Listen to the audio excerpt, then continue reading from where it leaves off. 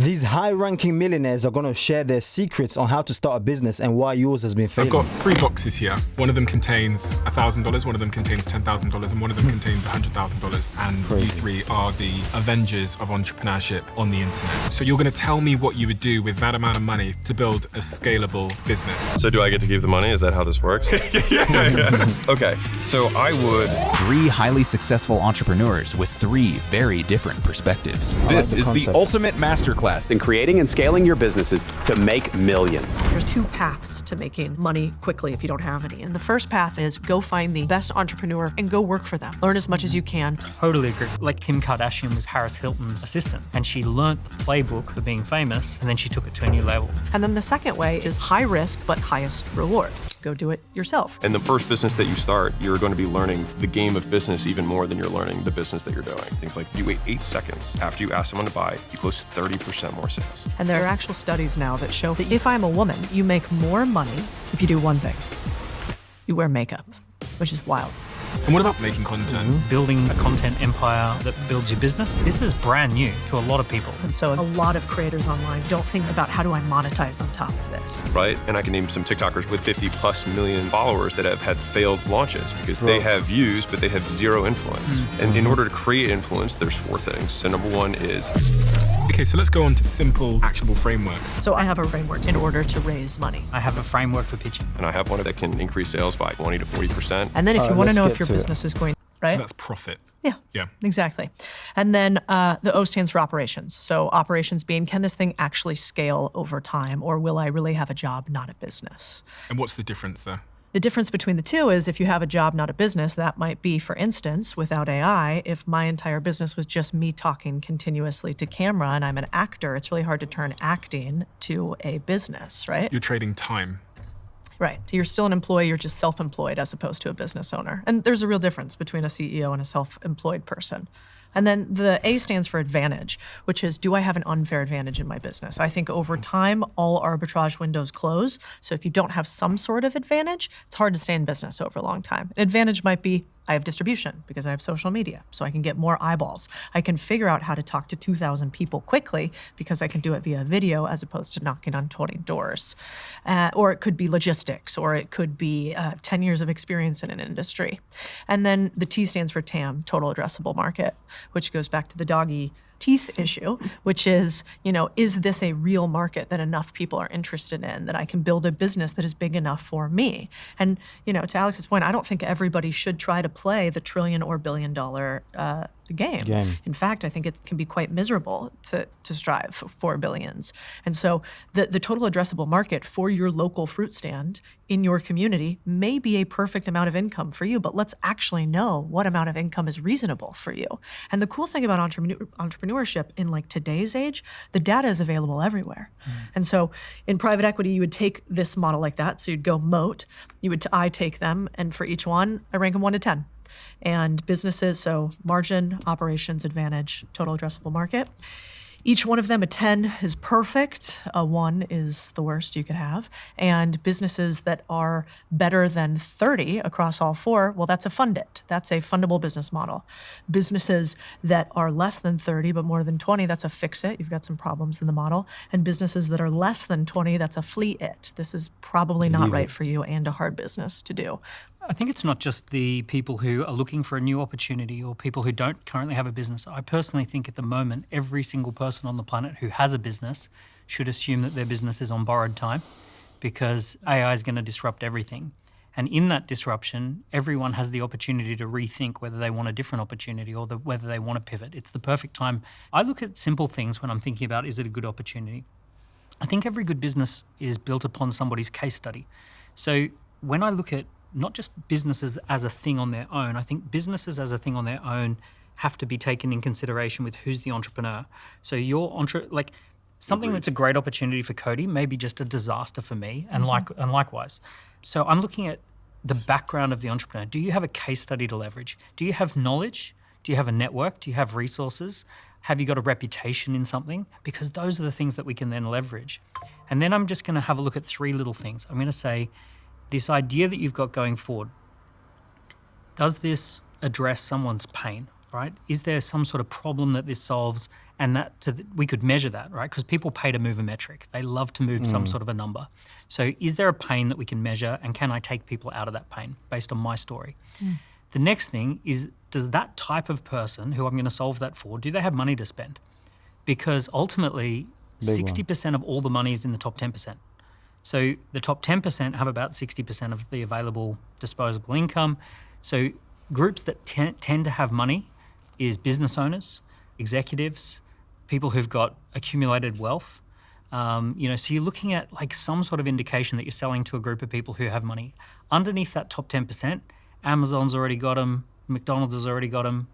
That's a saturated part of the market. You're looking for that top 10% who've got disposable income. And then the final part is passion. Like, are you passionate about this? And my definition of passion is a willingness to suffer.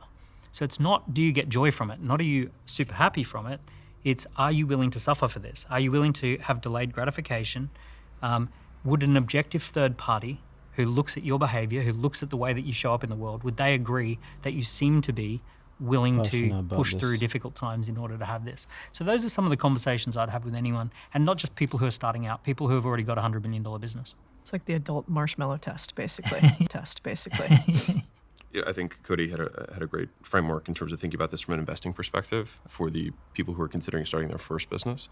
I like the pain, passion, profession angle of like typically it'll be something that comes from a personal pain that you overcame, whether it's you had an eating disorder or you have kids who have allergies and you figured out how to pack lunches, or you figured out how to store stuff for twice as long because of some unique thing that you retrofitted a cooler with, whatever.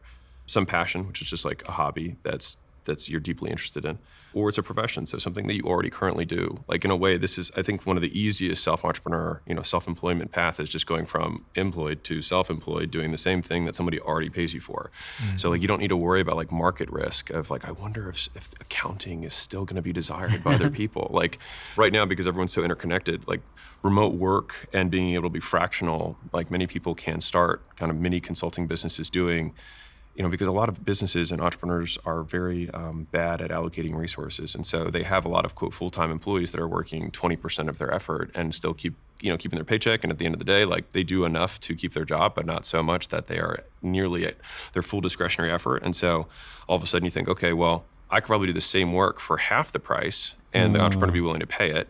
But I could do that same work for half the price for 5 times the people and make 3 times as much and do it on my own time. And so that becomes, I think, a great like foray into entrepreneurship. Now, what do you have to learn there? It's like, well, you already have delivery down because you already do the job. All right, cool. I do have to say this because I feel like they didn't mention it. You don't necessarily have to be passionate about the business that you're doing. I've heard a perfect quote from someone on the internet. It was like, billionaires or millionaires who are creating concrete, who are absolutely crushing it. They're not passionate about the concrete. It's dirt. They just found the business that works. And then it aligns with the idea that you don't have to win everything. You just have to win one. It just needs to be that one business that ends up picking up off the ground. And you're like, oh my days, I'm actually winning. That's going to make up for, I'm not super passionate about, look, everything has a life show life, meaning it's most likely going to end one day. The party doesn't just keep on going. So it's most likely going to end one day. So I'm basically just saying, look, if you're somewhat passionate about it, it's fine. Go with it. Especially if it's working, go. Make the money. And then you can truly start what you're passionate about. Because I'll tell you what, passion doesn't put food on the table. And if you've got kids, wife and family, oh, sorry, darling, but I'm passionate.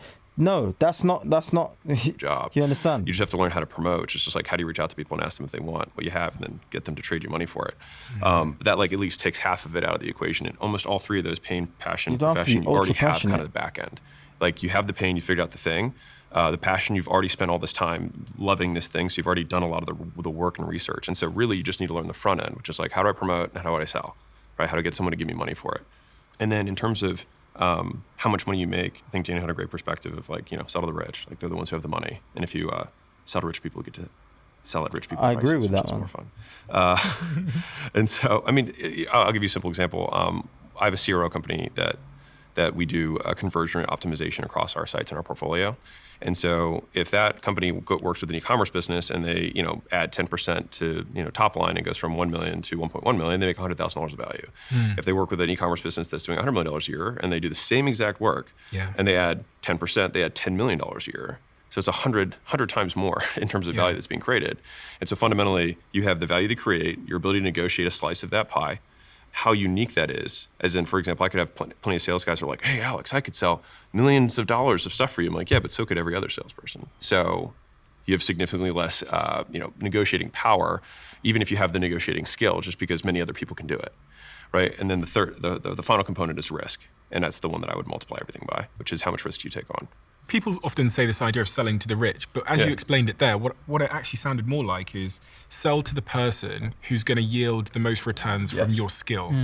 And I reflect on this because I spent the first half of my career doing social media marketing. And I think I said this when we sat down, Cody, that I used to work with fast fashion companies or fashion companies, and the net return for the client of me selling them more dresses was tens of thousands.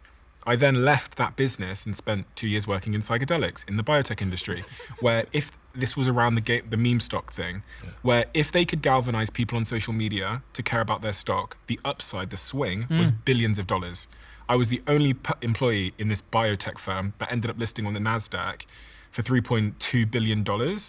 And so their remuneration to me for the 6 months contract was many, many, many, many, many, many, many millions. Yeah. Because they made billions. So for me, they thought they were ripping me off. Yeah.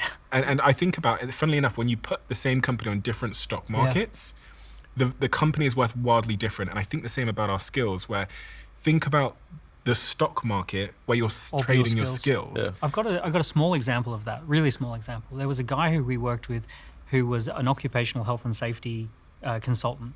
And inside the workplace, in a typical office, he would charge a couple of grand a day to go in. And it was about 10 days, so about 20 grand to do an occupational health and safety.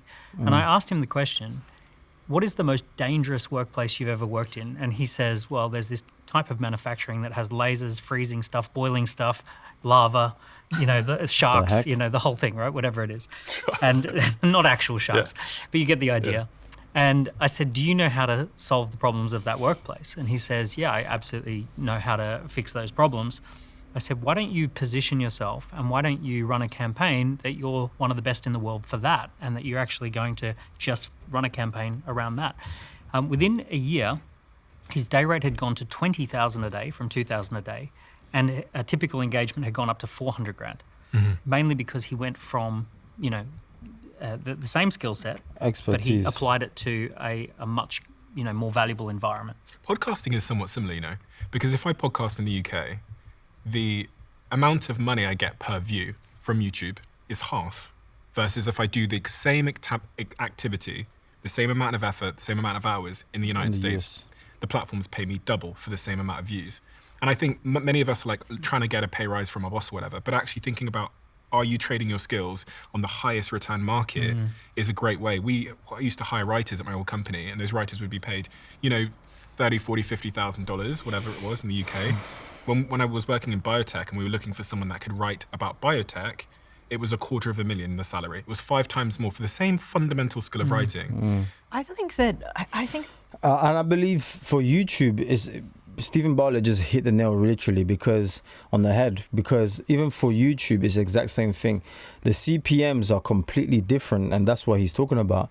The CPMs are completely different for YouTubers in the UK, US. There was once a time where I considered actually moving to the US just because I saw this as what's the point? Doing the exact same hours, the exact same kind of videos, but this one blows up more in the US just because it's a bigger market, people have money to spend, compared to here in the UK. And unfortunately, if you target anyone from Africa, so video-wise, your videos get, if pretty much nothing CPM-wise, you don't make anything when you target, Nigeria. Well, Nigeria is a bit better, but other African countries. A lot of times when you're starting out as a brand new entrepreneur, it's scarier to sell to rich people. You're like, I don't know rich people. I'm not a rich person. I'm going to sell to my friends. That is very normal. That's the people that you have the closest proximity to. Makes sense. But the problem is that means you have to play the volume game.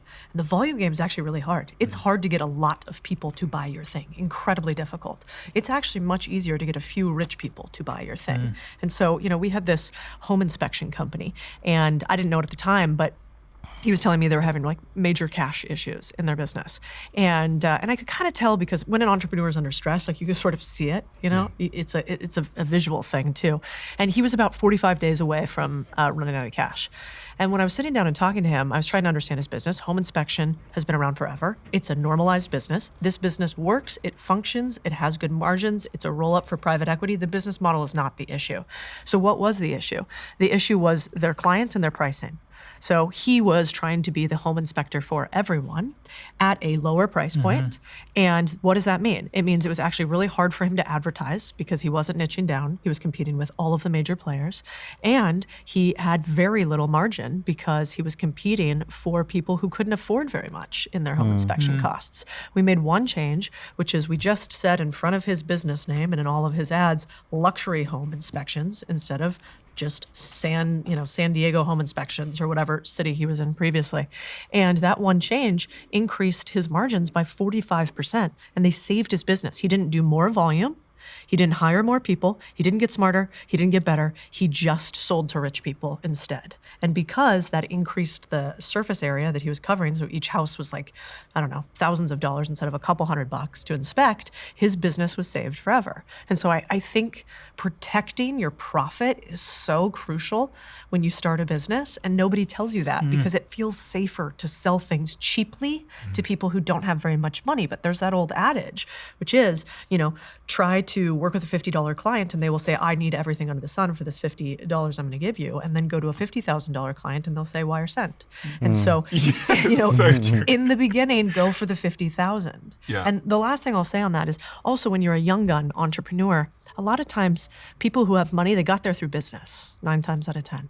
They see themselves in you as a young hard worker. You can often get away with things when you are young, working for somebody who is rich and sees themselves in you, especially in service businesses, that you just can't at volume when you're selling to people that really need that last dollar. And so I think that's why most businesses go service-based business. You trade your time for money in some sort of way. Then you productize the service. So now you make the service so other people can run it too. And then finally, you turn it into technology, software as a service. You increase your margin in every single one, or your profit in every single one. But they're the same business. You're just smarter. You're a higher level entrepreneur when you're able to create tech around it. But really all tech is process at scale. And so it sounds scary when you're just starting out, but it's really just the difference between 10 years in entrepreneurship and learning and not. I was gonna skip. That's where you can see there's a dip there. I was literally gonna skip, but then the up next that popped up was absolutely perfect. When she was talking, there was an up next that popped up, which allowed how to make passive income. This basically forced me to skip. You see the time scale thing? But anyways, let's get to how pricing can save your business. Okay, cool. Let's get to that. Profit in every single one, but to create sounds scary and learning. To Cody's point, so it's like you have no dollars in your wallet, so you assume everyone else has no dollars in their wallets either. And you're so afraid of getting rejection that you continue to lower the price until you hear people say yes. But just as like a benchmark for people who are starting out is that like usually you're appropriately priced when 7 out of 10 people are saying no. That's like about the appropriate price. So if you have like, if I see a business and they're doing 80% close rates, as in like 80% of the people they talk to say yes, they usually have a double or triple in pricing just sitting there. If they're at like 60% close rates, they usually have a 1.5 to 2x price increase that's sitting there. If they're at 40 to 50, they've got a 50% price raise in there. And if they're right at that 30-ish, 35%, then they're usually appropriately priced. And if they're at 20, they just need to learn how to sell better. But but fundamentally I say this because usually, in the beginning of entrepreneurship, you're so afraid of hearing no. But the reality of it is that you need to be hearing no more than you hear yes to know that you're being appropriately priced. Because I way back in the day, I had a gym, and I had I can't remember how many members it was, but I said, that's it. And I decided to triple my prices, which is a pretty big move when you have a recurring membership base. And so I gave everyone a trial of the new level of service I wanted to give. I wanted to go from large group to semi-private. And I tripled the price alongside that. And I lost 1/3 of my customers, but I had 2/3 of the people at 3 times the price. And so I made 2 times the revenue, and I cut my costs by 2/3. And so I made a lot more money. And it was probably better for your clients as well. Yeah, like it was a better. more exclusive experience. 100%. And it was like right as I was beginning to learn how like pricing worked with profit in a business. And so, and by doing that tripling in price, it didn't like triple my profit, it did way more than that. And so like when you have a 10% or 15% margin business, like Cody's saying, if you actually can pull off a double in your pricing, it'd be a 6x or 7x increase in profits. So there's a lot more sensitivity to that price number. What's interesting is that it's really just like, a lot of people are like, how do I raise my price? It's like you do the exact same thing you normally do. And then right when you're about to say the number, you just add a 0. and then you just act the same. Dan Kennedy had this great quote. He said, go as high as you can without cracking a smile. And I think that's usually a pretty decent place to start. Yeah, and if nobody is giving you pushback on pricing, that means you're too cheap immediately. Like, I mean, value metrics, I think, are so listen, the thing is, like, if you're a serious business person, you want to make more money, pricing is going to be really interesting to you.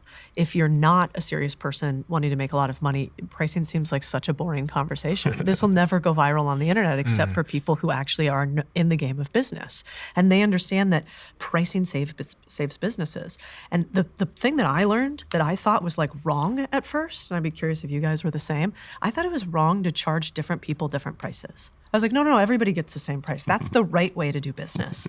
And then I realized there's something called value metrics, which is basically your prices should be a representative of 3 things. Usage, so does somebody use this service a ton, then you should charge them more. Do they have a lot of users? Do lots of people use it on their behalf? Or then finally, value. How much value do they derive from it? Do they make a ton of money? Can they have some sort of quantifiable return? And if you're charging everybody $90 a month for whatever your service is, you are wasting a ton of money from a segment of your clients that would pay you way more. Like Typeform's a good example. I started using Typeform, started using it myself. They charged me $50 a month. Then I started running tens of thousands of surveys through there and I put my whole team on there. Now I'm paying $1,000 a month. Yep. It's the same fucking tool. Yes, it is. But I'm using it way more and I've got more of my team using my account as well. So they're charging me just over $1,000 a month. And they only had to acquire you, Yeah. which is amazing. So from acquiring one person and your cost of good or their cost of goods don't escalate at the same This is rate at valuable all. information. So that's how these SaaS companies get this 80% margins. That's it. When you look at this little pyramid of customer segmentation, you get 1% of people who have 15% of the budget. All right, let's get to the other spike that's most replayed. Self-belief is to you? To me, yeah. There's two types of confidence. There's a confidence that comes from repetition. Sure. And I think it takes courage the first 30 times, and then you get a little bit of confidence, and then it takes courage, and then you get confidence. But I think it's like 30 little blocks of 30 repetitions, and then you get rewarded with a little bit solid. of confidence upgrade. That's one type of confidence. There's another type of confidence, which is an abundance of options. So let's say you run a lead generation campaign, and you want to get 10 clients, and you're hoping to sign up 10 clients, and 1,000 people respond. You end up with this with or without you energy. And the with or without you energy is, I'm going to be fine with or without you. I'm going to definitely make my 10 sales. I've got 1,000 leads.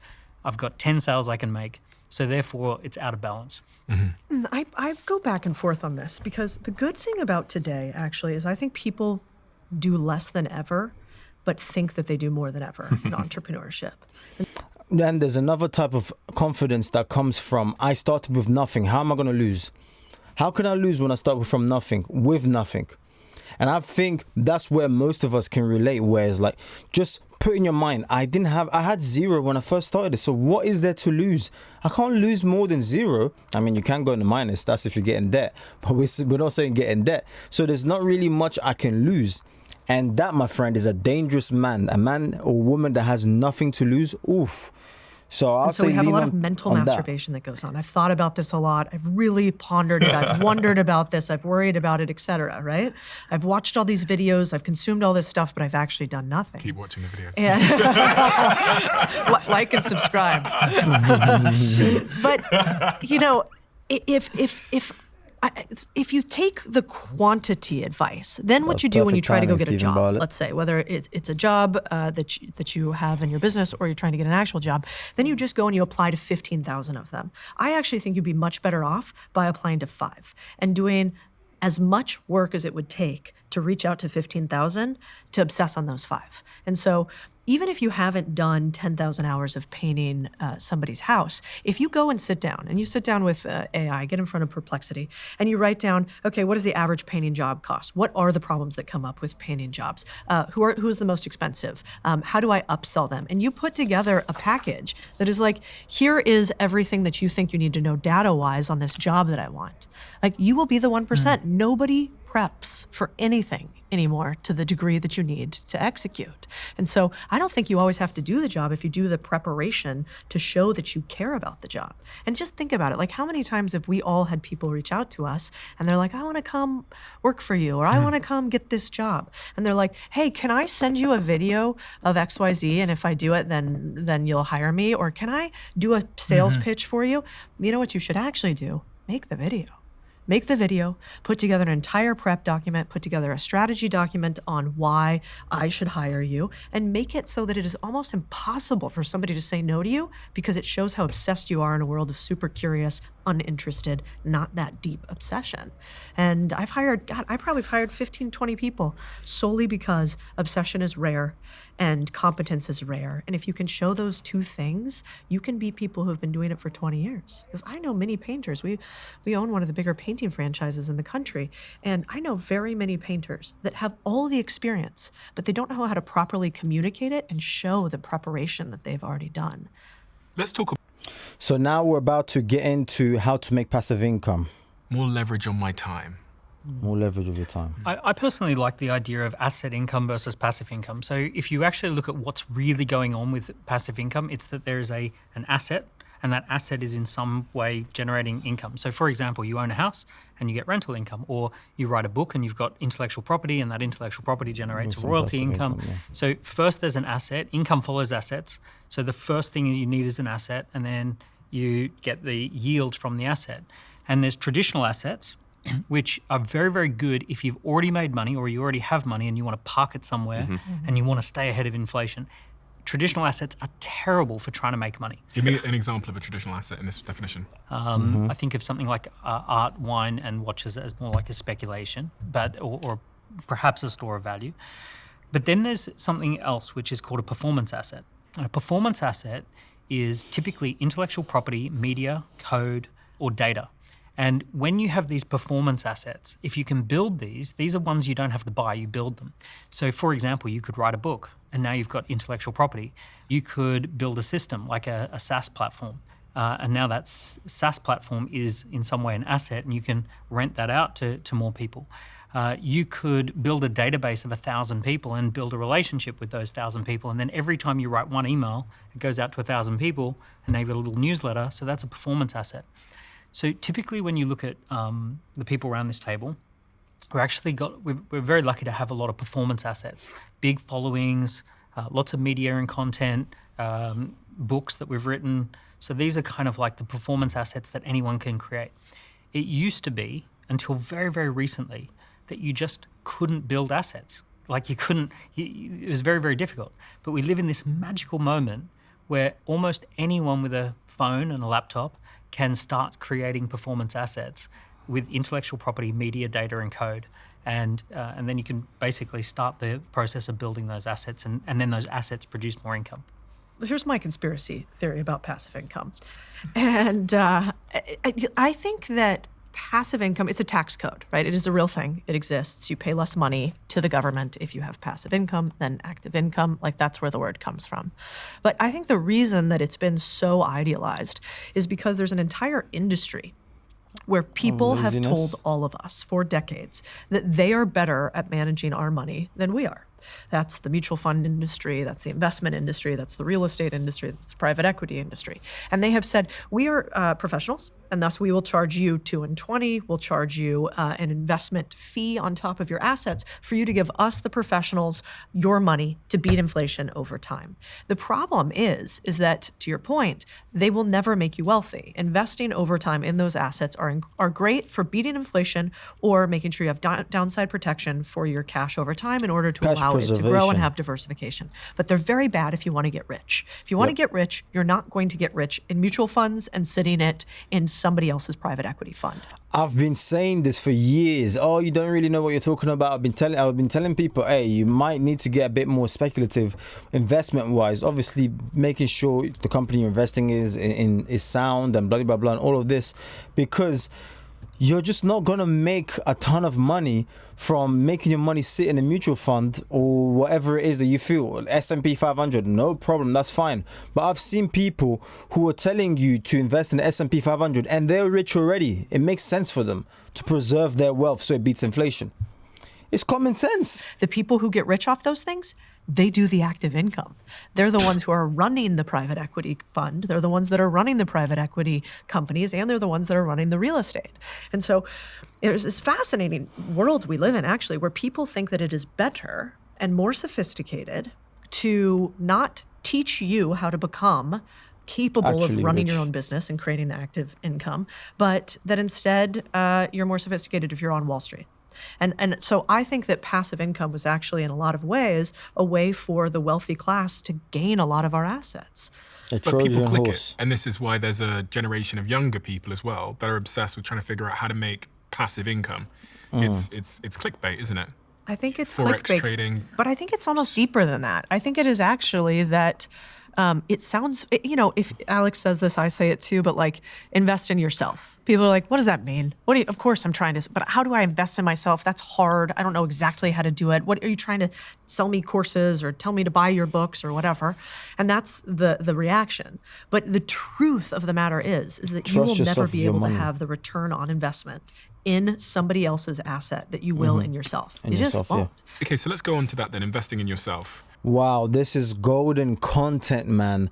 I've always said the exact same thing as well. Look, and I've done the exact same thing. I invested over 20 grand into myself, meaning starting up my own stuff, buying my own equipment. I could have put that into another company, and maybe by now it would have grew. Maybe, I don't know, I would have made an extra 10 grand, 20, or even doubled or quadrupled my money. But however, I saw the dividends and the rewards that will come from myself is way greater. The skills that I'll be able to obtain, it's a lifelong skill. You know, even being able to talk on camera like this, most people, they just don't have that because they never trusted themselves. Then, but if I buy a camera, what if it just never worked out? What if the channel never grew? No problem. But what if it does? Think on the other end, the cup is half full. What if it actually works out? It only takes you winning once in business for your entire life to change.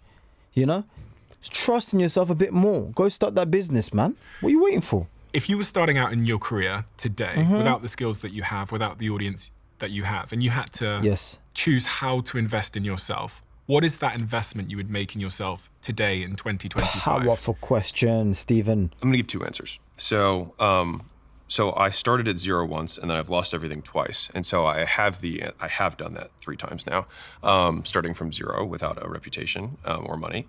And so what I did in all 3 times was the same thing, which was the first thing I did was I learned how to advertise, which is how do I let people know about the stuff I have. The second thing I did was that I went to people who had an existing business, and I said, hey, for as little money as possible, what would you do to fulfill your existing services? And then when someone, I would then use the advertising that I had. So at the time it was Facebook ads. I would run ads, and then I would sell those leads into that business based on the predetermined price. And so let's say it's a chiropractor, or for me it was a gym. So I went to a gym owner. I said, what would you take for a member? And they said, we would actually take them for, if you can just bring them, you can keep the money. We just want the customer for free. And so I said, okay, well, the first 6 weeks of the time that they spend money with you is mine. And then after that, they're all yours. And they said, that's fair. And so then I just spent money and I sold into someone else's business, and I kept everything above the spread, which, since the basis was zero, I kept all of the money and I had zero cost of delivery. So literally it was just cash collected minus CAC. All of that was profit. And so when I started over from zero the third time, I was able to make $100,000 in the first month when I needed it. Because you had that skill of advertising. Yes. And so when we say like invest in yourself, it's just it's a very amorphous term, but fundamentally you have to learn the skills of generating money. And so you're going to have some level of promotion. You have to let people know about your stuff, which is either going to be through content, through paid ads, through outreach, right? Or it's going to be through affiliates. So somebody already has an audience you negotiate some sort of thing with.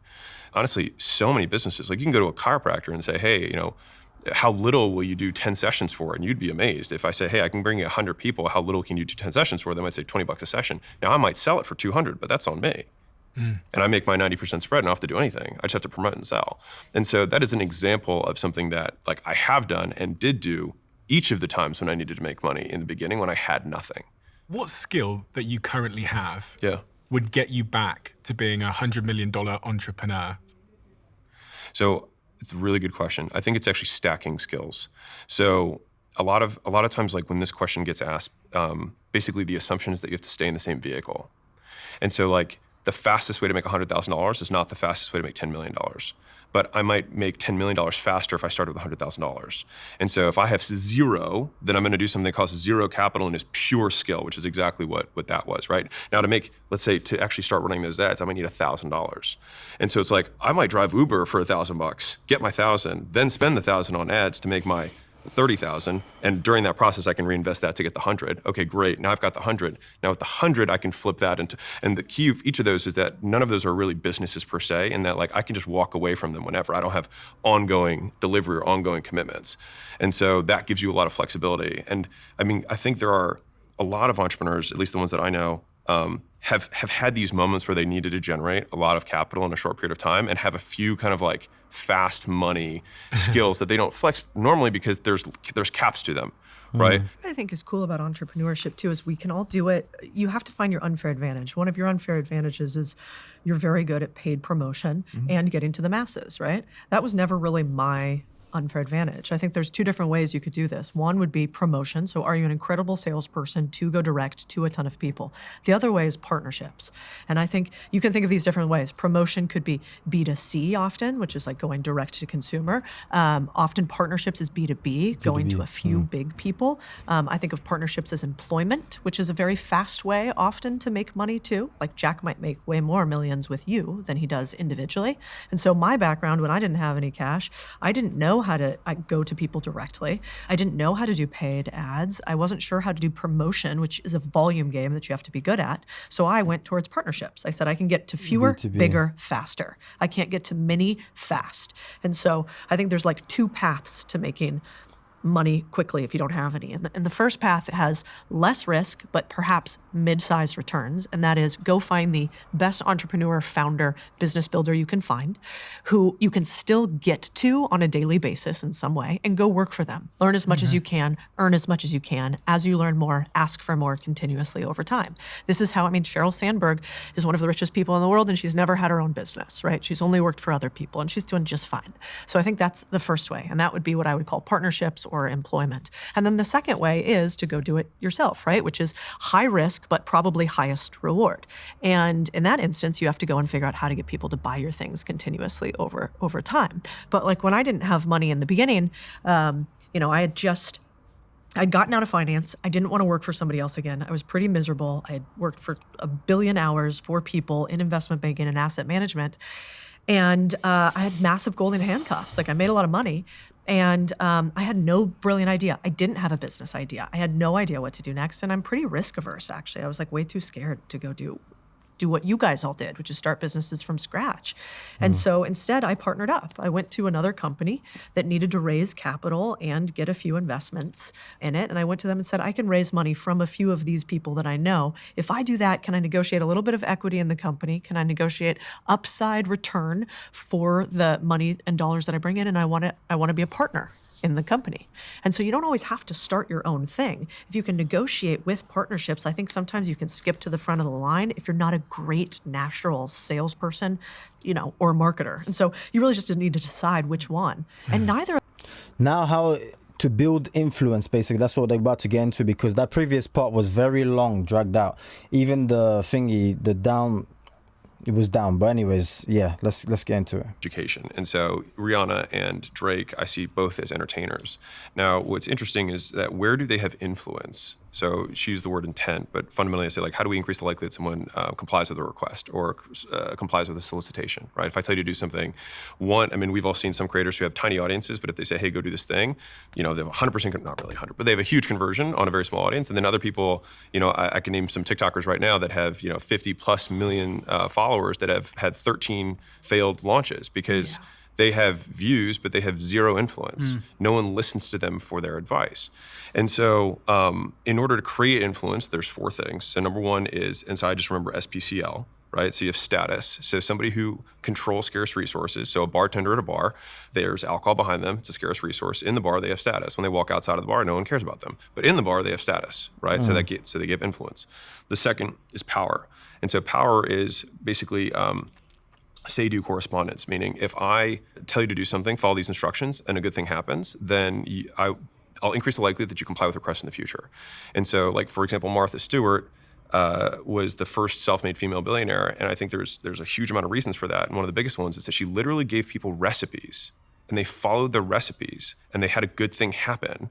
And then people told them they were great, and this cake was great, and this lasagna was amazing. Their family, their friends, they also got status. So a massive good thing happened after following explicit directions. And so then when she said, follow my next directions and buy this thing, people said, okay, the last 10 times I did it, it worked. I'll do this too. And so that's why she had so much influence.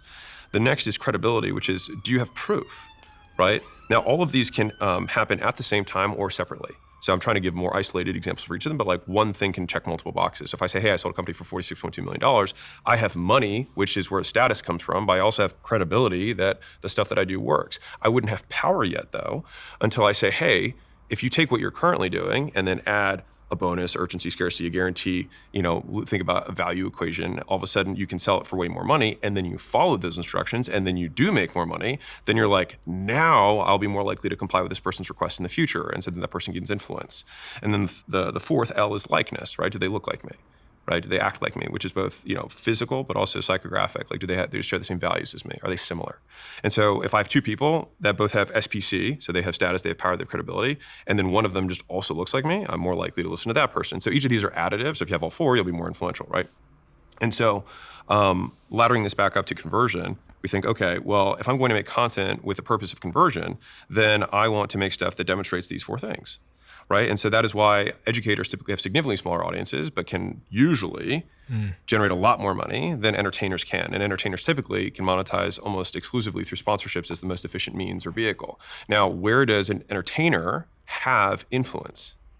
Rihanna is beautiful. And so she does have credibility in terms of beauty. She does have, and then especially if she starts making content around that stuff, she takes her entertainment audience, but she's talking about something she has credibility to, and then she can add power to that because people start following what she does, right? And then they start looking a good way, and then they say, you know what, she really does know what she's talking about here. And then all of a sudden, when she does point people to a thing that they can buy, then they're more likely to do so. And so it's how do we merge those 2 things together? And then when we're making the content, and I think a lot of people who are starting out are very obsessed with views, which I would strongly recommend, especially in this interest media time, that it's so irrelevant. And what I mean by that is, if we think, all right, I want to start a bait and tackle dropshipping business, whatever, right? For fishermen. Well, if I just start making videos on philosophy, I might get way more views than I do if I make videos on bait and tackle stuff. But the likelihood that the people who are watching philosophy also want bait and tackle is very low. And because the content is now the targeting for social, like if anyone's run ads before, you have to select, okay, I think I want 42-year-olds and I want men and I want whatever, right? As you go through it. But the thing is that the algorithms are so good and the AI is so good at understanding what the content is about, and they also know what type of people consume this type of content. They just do the targeting for you. And so if you want to reach a certain type of person, you just only make content that certain type of person wants to consume. So it's actually easier now than it was before. And so you can have a 40,000 person audience, but that 40,000 person audience might be made up entirely of fishermen who buy tackle, which I'll bet you'll crush. And so that is how I kind of see the quote future of media, at least, is that if you want to have maximum persuasion or conversion power, we want to make content that is explicitly for a specific audience, and we want to demonstrate the proof that we've done, right? We want to have things that they want. We want to give them instructions that they follow, that the good things will happen for them, and we want to look like them. And if you do that, you have somebody who's going to make a lot of money from an audience. That last point's super interesting as well. How do I make myself look more like my audience? And I think relatability and humanizing yourself is one of the great ways to do that. I think it's a very I think business is very simple, and business really is for the creative and those people who are willing to go outside of the box and bet on themselves. And the reason as to why you haven't started your business is because you're not willing to bet on yourself. The idea of starting a business sounds good. The idea of being your own boss sounds good. But the first step of going out there and actually saying, okay, cool, I trust myself that even if I fail, I'll give it my best. I'll give it my all. That's all it takes. But you're just not willing to do it. And people like myself are willing to make themselves look ridiculous, put themselves out there. Why? Because we believe that even if you inspire or influence one person, then you've won. And that's what keeps us going. So my challenge to you, my friend, is, first of all, let me know your thoughts in the comment section down below. Have you started a business? Do you plan to? Has it failed? Has it not? What should that? Please like the video for the YouTube algorithm. But really sit down and think to yourself, like, what am I waiting for? Do I have 100,000 years left? No, you don't. We're finite. And the years that you have left might even be less than me, or vice versa. Meaning you've got actually less time in order for you to start something that could be generational, that could change your circumstances, that could change your entire situation. If there's one thing I want you to take from this video, is just remember, if it's possible for one, it's possible for all. But most importantly, it only takes one good business. It only takes one idea to work and your life to change forever. Like the video, as I said, let me know your thoughts in the comment section down below, and I'll catch you guys on the next one. God bless.